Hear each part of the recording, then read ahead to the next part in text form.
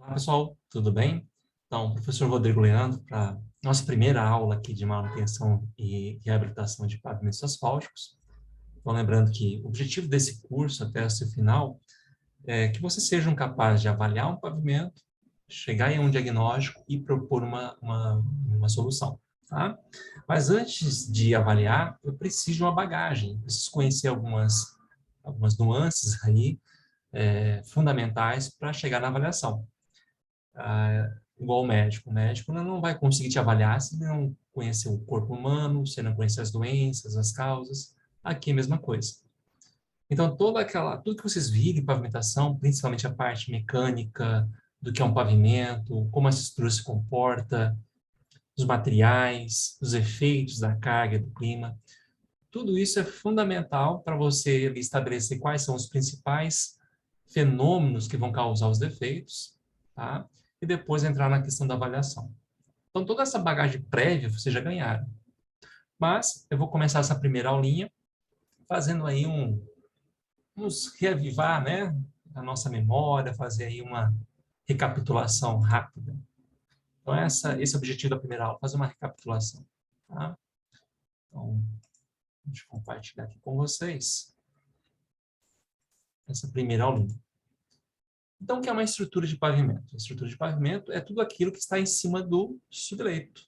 Então, tudo que não é subleito vai fazer parte da estrutura. E estrutura é pavimento. E para ser pavimento, eu preciso de pelo menos duas camadas: revestimento e base. Tá? As outras camadas, subbase e reforço, podem ou não existir, a depender da condição de subleito, da condição de tráfego e da disponibilidade de materiais. Agora, revestimento e base sempre deverão existir para eu chamar de pavimento. Esse pavimento ele tem que fornecer alguns aspectos funcionais para o usuário. O usuário tem que se sentir confortável, não pode ter ali muita irregularidade, senão ele não vai trafegar com qualidade. E também tem que ter segurança relacionada ao atrito pneu-pavimento. Então, do ponto de vista do usuário, o que importa é a superfície, que é uma superfície desempenada e aderente. E também, hoje, a gente tem uma tendência, em algumas situações, de optar por misturas asfálticas menos ruidosas, tá? Que gerem aí menos barulho. Então, na Europa, é uma questão bastante importante já isso aqui. E essas condicionantes, elas têm que ser atendidas independente do clima e do tráfego. Ou seja, independente se está fazendo sol, se está fazendo lua, se está chovendo pouco, chovendo muito, se você está viajando de carro ou caminhão. Tá? Então, por exemplo, a rodovia dos Bandeirantes de São Paulo. Você consegue andar a 100 km por hora num caminhão, num carro, fazendo sol, fazendo chuva, porque foi projetada para essa situação.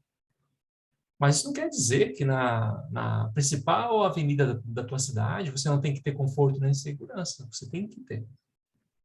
Claro, você vai estar num nível, uma classe, né, de via mais baixa.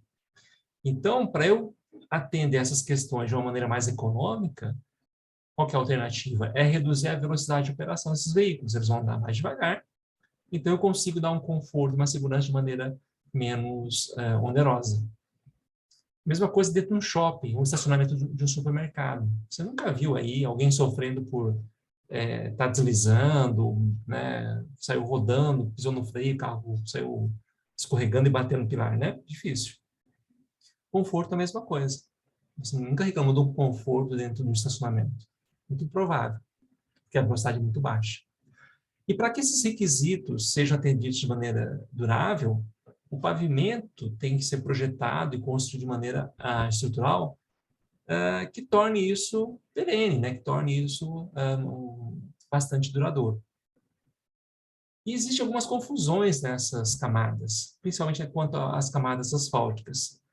A camada de rolamento é sempre aquela camada que está em contato com os pneus, que faz parte do revestimento. A camada de ligação, que em obra a gente chama de binder, também faz parte do revestimento. E é uma camada embaixo do rolamento, mas as duas, coladas com pintura de ligação, se transformam no revestimento asfáltico de duas camadas. Essa pintura de ligação é aquele serviço que vocês viram com a emissão asfáltica na aula de PAV. Tá? Vai transformar isso em uma camada aderida. Bom, e às vezes você precisa fazer uma camada de nivelamento, principalmente quando você fez uma avaliação de pavimento, verificou que essa estrutura já não tem mais vida útil, e você precisa fazer um reforço estrutural. O que é o reforço estrutural? É o que nós chamamos de recapeamento. Só que essa superfície já está toda irregular. Então é importante o que é? Eu limpar a superfície, colocar uma camada asfáltica menos nobre, e sobre ela, aí sim fazer meu recapeamento efetivo. Tá? Então, o nivelamento é essa camada que eu faço para nivelar a superfície antes de executar o recap, que é o reforço. Então, normalmente as pessoas fazem bastante confusão, mas é bastante simples essas definições, tá? Não tem por que errar.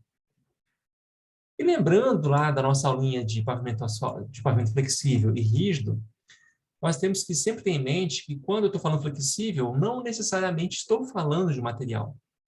Mesma coisa é rígido. Quando eu falo flexível, quando eu falo termo rígido, eu estou falando de um comportamento mecânico. E em pavimentação, isso quer dizer o seguinte, que quando eu estou com um pavimento flexível, eu tenho um carregamento e a distribuição dessas tensões aqui embaixo, ela é muito concentrada. Por exemplo, coloca o dedão aí da tua mão em cima de uma esponja daquelas de lavar louça. Né? Você vai perceber que praticamente ali aquela esponja assume a forma do carregamento, que é o seu dedo. No pavimento rígido, eu tenho um elemento aqui muito mais rígido do que as outras camadas. Então, essa carga é uniformemente distribuída. É você colocando o dedão agora na bancada lá de granito da pia da cozinha. Tá? Então, não estou falando necessariamente de material, mas sim de comportamento, o que é flexível e o que é rígido. E aí, com essa lembrança, vocês vão conseguir também lembrar de como a estrutura funciona em termos mecânicos. Vamos imaginar aqui o concreto asfáltico, revestimento, uma base granular, a BGS, brita graduada simples, e um subleito. Subleito é solo, né? Então, o subleito trabalha tração ou compressão? Se eu pedir para vocês lá no laboratório romper um corpo de prova de solo, vocês vão entender que é compressão. Não dá para esticar um corpo de prova. Então, compressão. BGS, mesma coisa. Não dá para esticar uma camada de brita, só comprimida. Então, compressão. E em cima tem um concreto asfáltico, um revestimento asfáltico. Então, quando eu tenho uma carga em cima de uma camada de concreto asfáltico, surge uma linha neutra. Lembra disso? Abaixo da linha neutra eu tenho tração e acima compressão. Então, a repetição dessa magnitude de deformação de tração, o que vai me gerar? Vai gerar o surgimento de microfissuras. Essas microfissuras se juntam e formam uma trinca, que aparece lá em cima. A trinca sozinha não é um problema. O problema vai chegar agora na época, né, de chuva, vai começar a chover, essa água vai descer pela trinca e alcança aqui uma camada geotécnica. O que acontece com o material geotécnico na presença de água? Ele amolece, ele perde rigidez. Então, aumenta ali a deflexão vertical, aumenta a magnitude da deformação de tração, o defeito acelera a sua progressão e no outro dia aparece aqui uma panela. Até mesmo, para piorar, né? Como essa água está aqui presa, e tendo essa roda passando em cima da trinca cheia de água, começa a bombear essa água. E junto com a água que sobe, leva material particulado da base. E aí aparece aqui uma panela, um buraco. Tá? Então, esse é o fenômeno do trincamento por fadiga, decorrente de uma repetição de deformação de tração. Os outros pontos, onde tem sinalzinho negativo, estão sujeitos à compressão, que podem me gerar o quê? A deformação permanente. Então, todas as camadas, aqui nesse caso, estão sujeitas à ocorrência da deformação permanente, que pode gerar o afundamento na trilha de roda. Né? Agora, uma pergunta que é interessante. Se eu tiver que escolher apenas uma camada né, como mais crítica, que eu não quero de jeito nenhum que ela deforme, qual seria? Eu, pelo menos, escolheria o subleito. Por quê? Porque é a camada mais fraca de todo o sistema, que trabalha com pressão. E se deformar, para eu recuperar, eu estou lascado. Vou ter que ir lá embaixo, no subleito recuperar, uma reconstrução. Tá? Então, isso é importante, né, a gente lembrar isso aqui, para a gente começar a falar de manutenção e reabilitação de pavimentos. E esses fenômenos de deformação de tração e deformação de compressão que levam ao afundamento em trilha de roda por deformação permanente ou ao trincamento por fadiga por repetição de deformação de tração, eles são acelerados, eles podem ser acelerados em função do clima, principalmente temperatura e pluviometria, e também aos aspectos de carga. Magnitude da carga, distribuição de eixos, peso por eixo, pressão de pneu, a velocidade da carga. Então, vocês conseguem identificar, só sabendo disso, quais são as regiões que mais vão sofrer com defeitos. Por exemplo, aqui eu tenho 3 faixas, faixa 1, faixa 2 e faixa 3. Qual é a faixa que mais sofre? É a faixa 3. Por quê?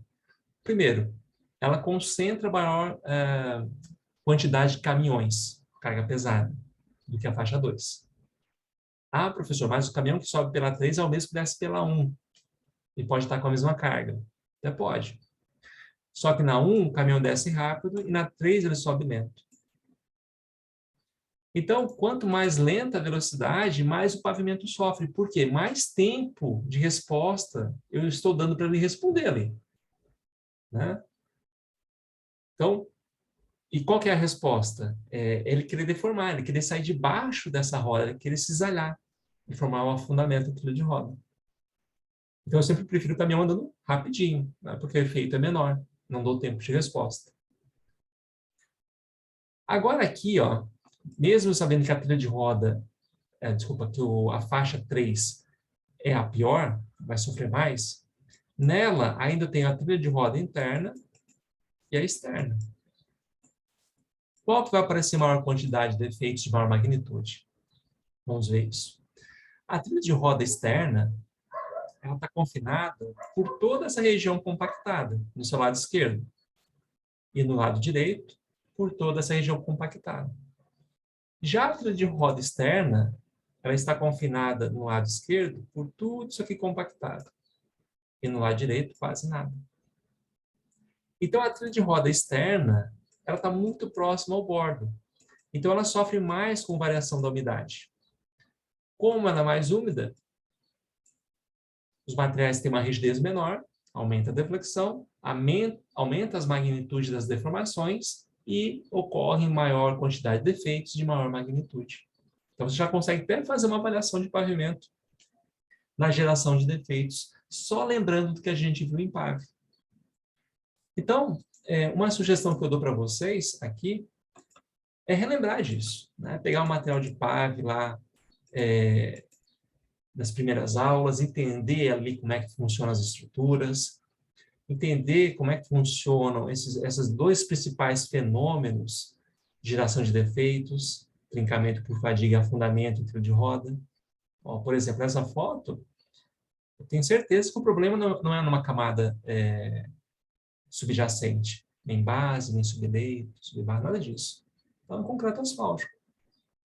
Inclusive, o concreto asfáltico está sujeito à compressão, então deforma, né? E por que deforma dessa maneira? Primeiro que a condição de tráfego é diferente. O caminhão desce rápido e sobe lento. Então, tem algum problema que a gente vai discutir ao longo desse semestre que levou esse afundamento nesse concreto asfáltico. Tá?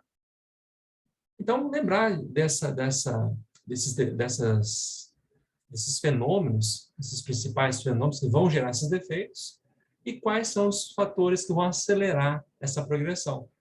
Os fatores relacionados ao tráfego, ao clima e aos materiais. Certo? Pessoal, então esse foi um resuminho do mais importante que você deve lembrar da aula de pavimentação. Deem uma estudada nisso. E na próxima aula, a gente já vai entrar na questão de avaliar pavimentos. Tá bom? Qualquer coisa, só entrar em contato comigo. Um grande abraço e até mais. Tchau, tchau.